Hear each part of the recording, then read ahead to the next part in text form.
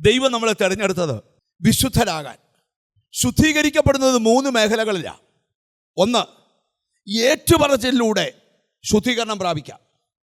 2, യേശുവിൻ്റെ രക്തത്താൽ ശുദ്ധീകരണം പ്രാപിക്കാം. 3, യേശുവിൻ്റെ വചനത്താൽ ശുദ്ധീകരണം പ്രാപിക്കാം. എനിക്കെന്തോ ദൈവാത്മാവ് ദൂത് പറയുക, വിശുദ്ധിയിൽ ജീവിക്കാൻ കൊതിച്ചിട്ടും അശുദ്ധിയിലേക്ക് തള്ളിയിടുന്ന ചില വ്യാപാരങ്ങളുടെ മേൽ ഇന്നത്തെ പ്രാർത്ഥനയിൽ വിടുതല.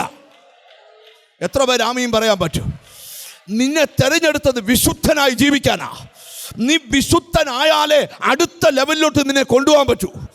എന്നോട് ദൈവാത്മാവ് പറയും, ഈ വർഷം നിന്നെ ശുദ്ധീകരിക്കുന്ന വർഷമാ.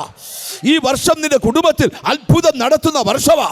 ഈ വർഷം നിന്റെ ജീവിതത്തിലോ ആർക്കും നടക്കാത്ത ചില കാര്യം നിന്റെ വീട്ടിൽ നടക്കാൻ പോവുക. പുതിയ നിയമത്തിൽ ക്രിസ്തു വസിക്കുന്നത് നമ്മൾ പണിത വലിയ പള്ളിയിലല്ല, നമ്മൾ പണിത വലിയ പെന്തിക്കോസ് ഹോളിലല്ല.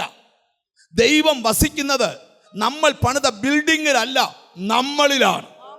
ഒരു നല്ല ഹല്ലേലൂയ പറഞ്ഞാട്. അത്യുന്നതൻ കൈപ്പണിയായ ക്ഷേത്രത്തിൽ വാസം ചെയ്യുന്നില്ല. അങ്ങനെയെങ്കിൽ ശുദ്ധീകരിക്കപ്പെടാൻ പള്ളി വെള്ള പെയിന്റ് അടിച്ചാൽ പറ്റത്തില്ല. നിങ്ങൾ വെള്ള ഉടുപ്പിട്ടാലും കറുത്തുടുപ്പിട്ടാലും നിങ്ങളാകമാണ് വിശുദ്ധരാകേണ്ടത്. ഒരിക്കൽ എൻ്റെ ഈശോ വിളിച്ചു, വെള്ള തേച്ച ശവക്കല്ലറേ.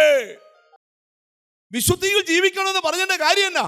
നമ്മളിൽ വസിക്കേണ്ട ഭൂതമല്ല, ദൈവാത്മാവാ.